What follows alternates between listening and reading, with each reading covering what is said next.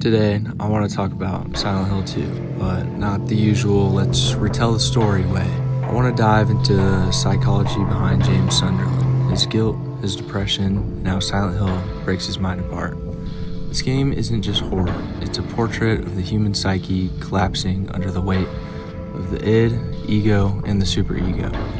And the reason people should know about Silent Hill 2 today is because its portrayal of depression is more honest, raw, and accurate than most modern media.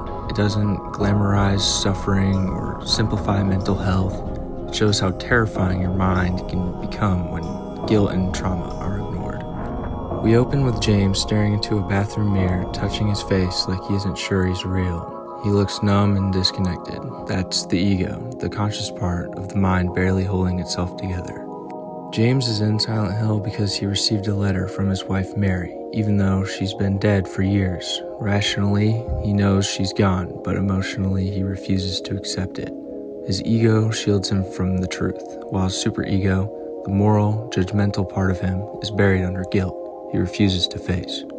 Silent Hill becomes a physical manifestation of that conflict, and this matters today because so many people feel this same split in themselves, wanting to move forward while also being dragged backward by guilt and denial. Silent Hill 2 visualizes what that inner battle feels like.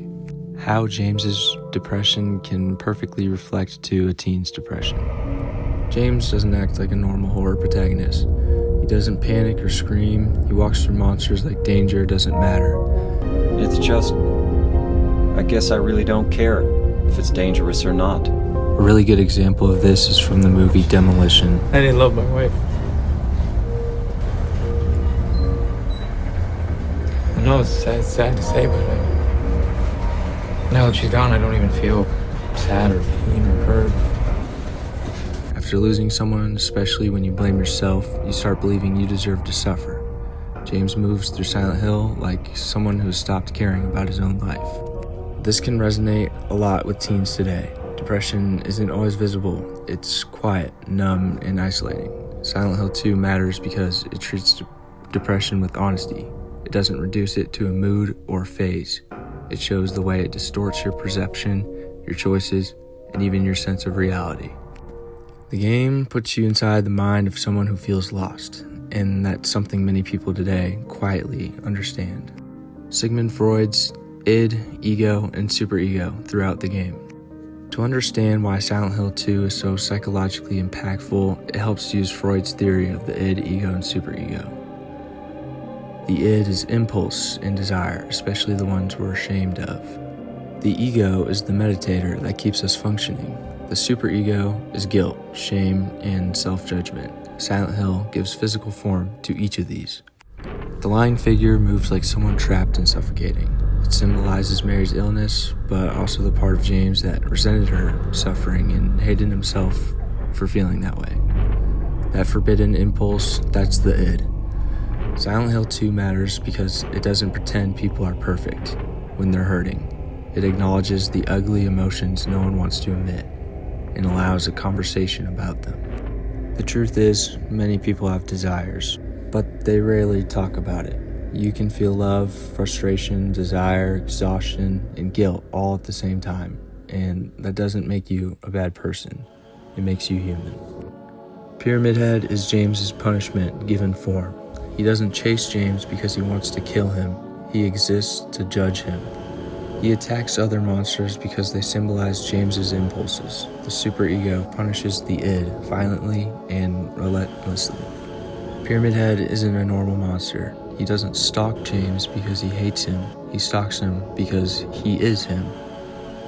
Pyramid Head is James's superego, the punisher, the executioner, the part of his mind that believes he deserves pain. Pyramid Head is James's guilt with the body, and it will not stop until the truth comes out. And this is really why Silent Hill 2 remains important. It shows how guilt can become a monster in your mind, controlling you, torturing you, making you believe you deserve pain, even when you don't. James's guilt and how it connects to teen actions.